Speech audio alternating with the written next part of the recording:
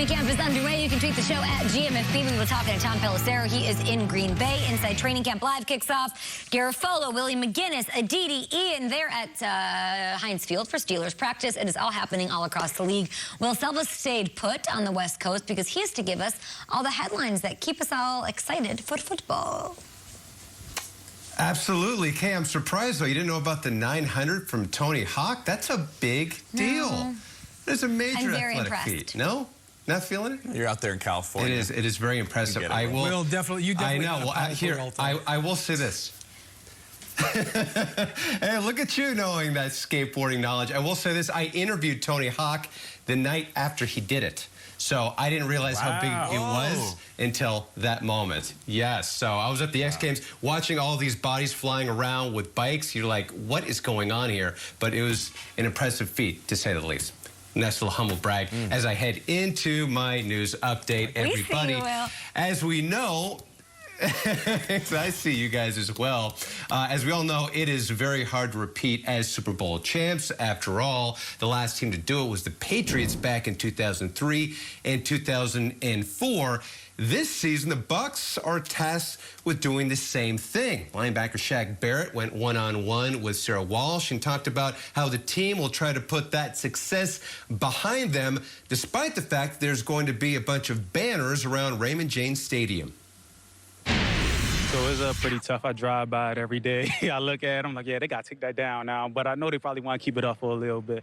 But it's just our coaches, they keep us focused. We keep ourselves focused because we know the goal this year is to put the work in so that when game 17 rolls around, we're in position to be in the playoffs. And like BA always say, you get hot at the right time, and that's the team who usually win it. And as long as we get hot at the right time, we'll be in the same position to be able to do what we just did.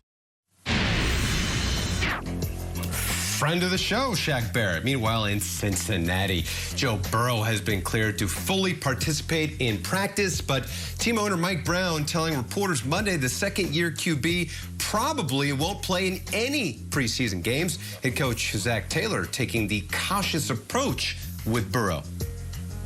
We'll still be smart as we deal with him throughout training camp, even though he is cleared. We're going to be smart. We want him to play in the first game against Minnesota. So, again, we'll be measured with our approach there, but glad to have him able to do whatever he can do.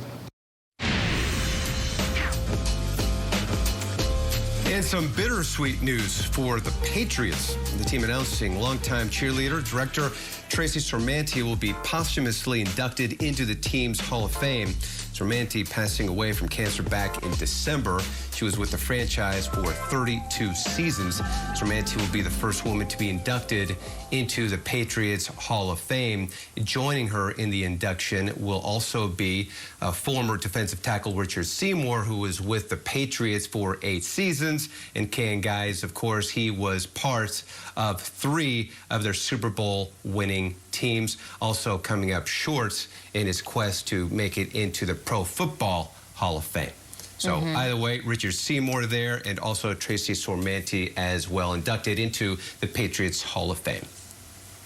Cannot write the history of the Patriots without those 2 names. Thank you so much, Will Selva, for the update there all around. Let's talk about improvement, bouncing back, getting better. Cynthia Freeland, she made her predictions for the most improved players in 2021 for every AFC team.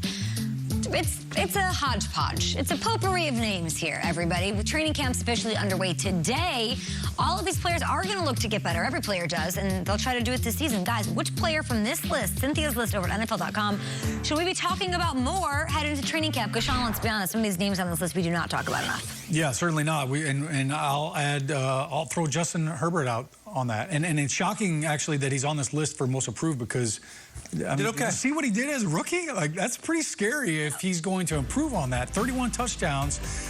You know, I think only Andrew Luck threw more yards than him as a rookie quarterback. So, I mean, I was so impressed with Herbert, not just what he did on the field, but how he handled being the leader, how he handled, you know, the way that with which he was interjected. I mean, look, you find out like 15 minutes before game time, hey kid, you're up.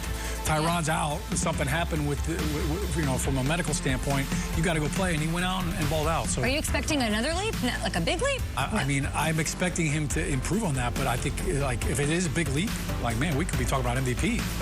I'm staying in the division. I'm going with Jerry Jeudy In his sophomore season, he had a game in Week 15 where he had 5 drops. 5.